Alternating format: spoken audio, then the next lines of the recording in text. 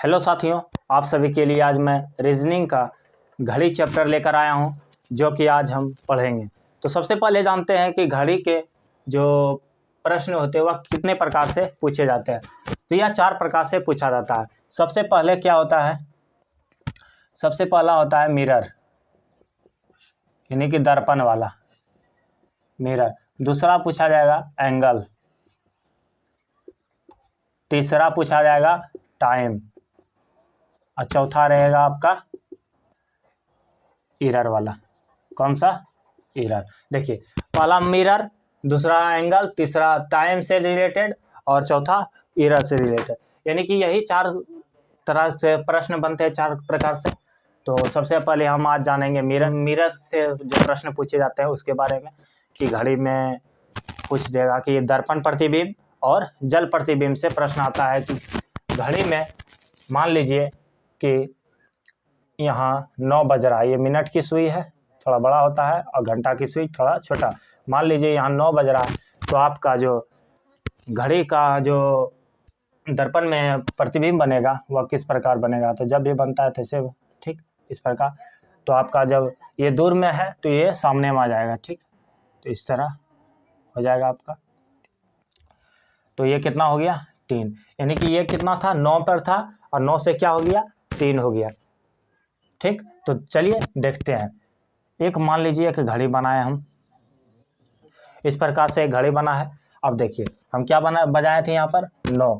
यानी कि घड़ी में 9 बज रहा है, तो दर्पण में क्या बजेगा? तो ये पूछ रहा था। तो 3 बज रहा है। देखिए यहाँ 9 बज रहा है, ठीक। यहाँ कितना बज रहा है? 9 बज रहा है। और ये घड़ी मिनट की सुई हो गया। तो आपका घड़ी में 9 बज रहा है और प्रतिबिंब में पूछ रहा है। तो प्रतिबिंब में क्या होगा कि 9 है तो इसका उल्टा क्या हो जाएगा? 3। यानी कि आपका ये जो घड़ी हो जाएगा ये इस प्रकार हो जाएगा, ठीक। तो 3। तो यही हम बता रहे थे यहाँ की 9 बजा है तो इसमें घड़ी में 3 बजेगा। उसी प्रकार जैसे 9 का 3, 9 का 3, 8 का 4, 8 का 4, 7 का 5, 7 का 5, 10 का 2, 10 का 2, 11 का 1, 11 का 1। अब देखिए ये जो 12 है, ये कितना है? 12 है। ये 12 का 12 ही रहता है, ये चेंज नहीं होता है। और ये 6 है, 6 का 6 ही रहेगा, ये चेंज नहीं होगा। ये 2 चीज़ चेंज नहीं होता। यानी कि जो घड़ी में दिख रहा है 6, वो प्रतिबिंब में भी वही 6 दिखेगा। जब जितना 12 घड़ी में बज रहा है उतना ही प्रतिबिंब में 12 बजेगा। उसी प्रकार जैसे हमने जाना कि 10 है तो 2 बजेगा प्रतिबिंब में, और 11 है तो 1 बजेगा। उसी प्रकार जैसे मान लीजिए कि प्रतिबिंब में 2 बज रहा है तो घड़ी में कितना बजेगा? तो घड़ी में क्या हो जाएगा? उल्टा हो जाएगा। यानी कि 2 का 10, 3 का 9, 4 का 8, 5 का 7, 1 का 11। इस प्रकार से हम निकालें। तो चलिए हम इसे और आसान तरीका से निकालने का प्रयास करेंगे। जैसे मान लीजिए एक क्वेश्चन लेते हैं। तो दोस्तों यहाँ देख रहे हैं कि आप 7:30 बज रहा है, और यहाँ कितना बज रहा है? 4:30 बज रहा है। तो दोस्तों हमने देखा कि ये 6 है तो 6 का 6 ही रख गया, और ये 7 और 8 के बीच में है तो यहाँ पर क्या हो गया? 5 और 4 के बीच में। इस प्रकार 7:30 का जो दर्पण में प्रतिबिंब बना वह, यानी कि 7:30 बजे घड़ी में बज रहा है, 7:30 बज रहा है घड़ी में, तो यहाँ पर कितना बजा? 4:30। तो चलिए एक ट्रिक समझ लेते हैं। 7:30 तो घटाना किस में है? अब ये जानते हैं। 7:30 है, इसे घटाना है किस में? देखिए इसे घटाइएगा आप 12 बजे में। कितना में घटाएंगे? 12 बजे। तो 12 में से घटाएंगे तो 12, ठीक। तो ले लिए। अब इसे घटाइए। अब देखिए यहाँ 0 0 0 0 है, तो 1 घंटा इससे एक्स्ट्रा लीजिए। 1 घंटा में कितना मिनट होता है? 60 मिनट होता है। तो 60 मिनट इसमें ले लिए तो यहाँ कितना हो जाएगा? 60 हो जाएगा, ठीक। तो इसे हम 12 को 11:60 भी लिख सकते हैं। कितना लिख सकते हैं? 11:60 बोलिए चाहे 12 बोलिए। तो दोस्तों 11:60 में 7:30 घटा देते हैं। कितना घटा देते हैं? 7:30। तो 0, 3 और 7 4 11। आपका आंसर कितना हो गया? 4:30। तो इस प्रकार हमने जाना कि 7:30 बज रहा था और दर्पण में क्या बजेगा, तो 4:30 आपका ये आंसर हो गया। समझिए सबसे पहले 12 में घटाना है। कितना में घटाना है, जब भी कोई घड़ी रहे और वह दर्पण में प्रश्न पूछे कि दर्पण में कितना बज रहा है, या दर्पण में कोई समय है और उसे वास्तविक समय पूछे यानी कि घड़ी में कितना बज रहा था, तो वह 12 में से घटाइए या 11:60 में से घटाइए। तो चलिए अब क्वेश्चन देखते हैं। तो दोस्तों आपके स्क्रीन पर एक क्वेश्चन दिख रहा है। क्वेश्चन कह रहा है किसी घड़ी में 3:10 हो रहे हैं, यदि इसे दर्पण में देखते हैं तो प्रतिबिंब समय क्या होगा। 3:10, कितना बज रहा है, 3:10। घड़ी में आपका समय है 3:10, तो आपको प्रतिबिंब में कितना समय हो रहा है वो निकालना है। तो हमने बताया कि 3:10 है, तो आपको निकालना कैसे है कि 12 में से घटा दीजिए। कितना में से घटाइए, 12 में से या 11:60 में से। कितना में से, 11:60 में से।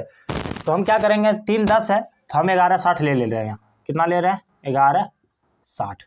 ठीक, तो 0 में से 0 गया 0, 5 6 में से एक घटा तो 5, और 11 में से 3 8। ये आपका आंसर कितना हुआ, 8:50 आपके प्रतिबिंब में घड़ी किस समय दिखाएगा। तो चलिए अब नेक्स्ट क्वेश्चन लेते हैं। तो चलिए दोस्तों अब नेक्स्ट क्वेश्चन पर आ चुके हैं। क्वेश्चन कह रहा है किसी घड़ी में 11:55 हो रहे हैं, यदि इसे दर्पण में देखते हैं तो प्रतिबिंब समय क्या होगा। यानी कि 11:55 हो रहा है, तो 11:55, 11:55। ठीक, तो आपको पूछ रहा है कि प्रतिबिंब में जो समय दिख रहा है वह कितना दिख रहा है। तो हम क्या बताए थे, 11:55 है, तो क्या करेंगे, 12 में से या 11:60 में से घटाइए। तो 11:60 में घटा लेते हैं, 11:60 में इसे घटाएंगे तो कितना बचा, 5, और ये कितना हो गया 0, और ये 0। ठीक, तो कितना हो गया 0 5। मतलब कहने का मतलब हुआ, याद रखिएगा जब भी हम 12 को लिखेंगे तो उसे क्या मानेंगे, 0। क्या मानेंगे इसे, 0। यानी कि आपका आंसर कितना हो गया, 12:05। 12:05 आपके घड़ी में सुई दिखाई देगा। तो चलिए अब नेक्स्ट क्वेश्चन लेते हैं। चलिए दोस्तों अब हम नेक्स्ट क्वेश्चन पर आ चुके हैं। क्वेश्चन कह रहा है किसी घड़ी में 20:15 हो रहे हैं, 20:15 हो रहे हैं, यदि इसे दर्पण में देखते हैं तो प्रतिबिंब समय क्या होगा। यही कह रहा है, क्वेश्चन है कि 20:15, 20:15। तो 20:15 को हम क्या लिख सकते हैं, 8:15 लिख सकते हैं ना। तो 8:15 लिख दीजिए, इसको 8:15 लिख लिए। ठीक, अब क्या करना है, 11:60 में या 12 में से घटा लीजिए। तो हम 11:60 में घटा लेते हैं। ठीक, तो 11:60 में घटाएं तो कितना हो गया, 5 4 और ये 3। यानी आपका आंसर कितना हुआ, 3:45। यानी कि जो प्रतिबिंब में जो दिखाई देगा, मतलब कि घड़ी का जो दर्पण में प्रतिबिंब दिखाई देगा वह कितना दिखाई देगा, 3:45। तो दोस्तों इसे हम जैसे 20:15 है, 22:15 है, या कुछ रहे, मतलब 12 से ऊपर रहे, तो हम ऐसे भी कर सकते हैं। जैसे देखिए 20:15 है ना, और यदि यहाँ 8:15 है तो हम 11:60 में घटा रहे हैं या 12 में से घटा सकते हैं, दोनों में से किसी में। ठीक, 12 में से या 11:60 में से। लेकिन जब 20:15 है तो हम इसे क्या कर सकते हैं, 24 में से घटाइए, 24 में से, या 23, 1 घंटा एक्स्ट्रा ले लीजिए इधर, तो 23:60, यानी 23:60 में भी आप घटा सकते हैं। तो 23:60 में डायरेक्ट घटा देते हैं 20:15, 20:15। तो आपका आंसर कितना हो गया, 45, इधर यानी 3:45। आपको यदि यह ये वाला समझ में आया तो इससे बनाइए, और नहीं तो 24 में से घटाइए या 23:60 में से 20:15 घटा लीजिए।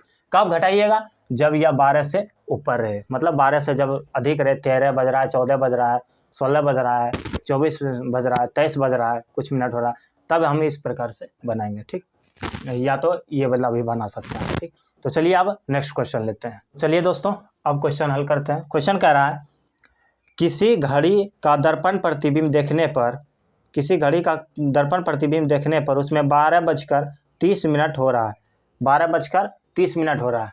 कितना हो रहा है, 12:30। ठीक, अब कह रहा है वास्तविक, यानी कि ये दर्पण में दिख रहा है, अब आपको वास्तविक मतलब क्या हुआ, घड़ी में कितना बज रहा है।